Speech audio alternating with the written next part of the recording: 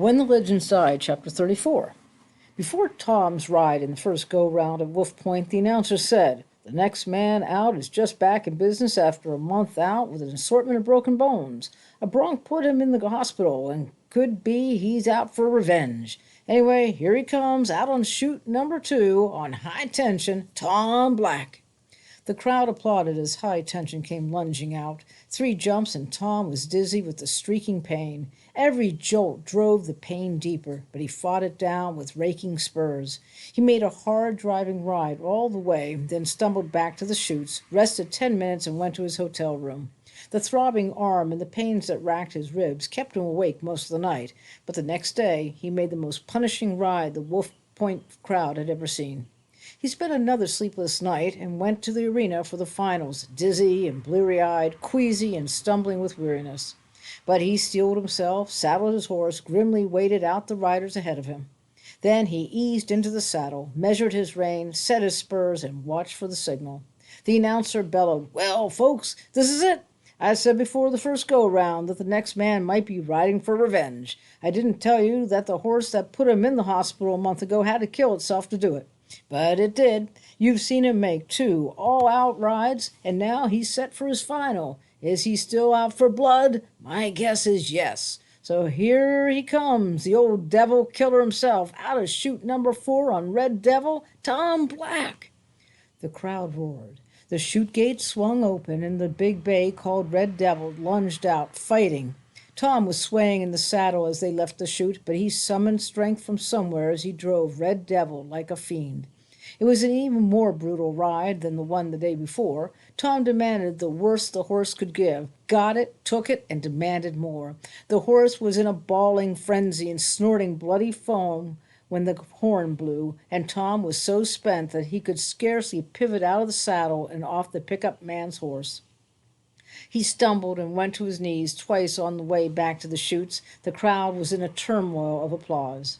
He sat for half an hour before the pains eased enough that he could go to his hotel room. There he fell into bed and stayed till the next afternoon, utterly exhausted. Then he went down and ate and went back and slept another 12 hours. On the second day he got his car and took off for the next show on the circuit. He rode the next show and the physical pain eased off, but his riding style had changed since that month off. He was still the slick, skillful rider who could pile up the points when he wanted to, but now he wasn't riding for points. He was riding for the ride, for the punishment he could give a horse. He still won enough purse money to pay his expenses, but if it was a choice between a clean, high-scoring ride and a rule-defying ride that brought out the worst in a horse, he ignored the rules. The rule book forbade a rider to touch horse or saddle with his free hand, but if he drew a horse that reared and danced instead of bucking, he slapped it across the ears until it fought back. If he drew a quitter, he asked for a re-ride on the same horse and came out of the chute raking and gouging in defiance of the rules, goading the horse to violent, malevolent action. He knew a dozen ways to drive a horse into a frenzy, and in show after show he let the points fall as they might and made the most racking, punishing rides ever seen on the circuit. He didn't win the championship that year. He didn't even come close, but he left no doubt that the glib announcer at Wolf Point was right. He rode for revenge, though nobody was quite sure why. He was the devil killer, and nobody worried or wondered about who was the real devil he was trying to kill. He finished the season in California, spent a few weeks waiting, restless and resentful of the inactivity, then was on his way to Odessa again. The next season passed, and the next one. Wherever there was a big-time rodeo, Tom Black's name was known. Killer Tom Black. The crowds waited for his name to be announced, applauded wildly at the announcer, then sat in tense silence while he made his ride.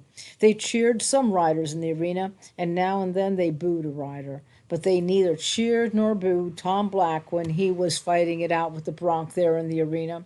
He rode in a silence so tense, so profound, that those in the far bleachers could hear the grunt and wheeze of the horse at every frantic lunge. Some even said they could hear Tom Black cursing the horse he rode.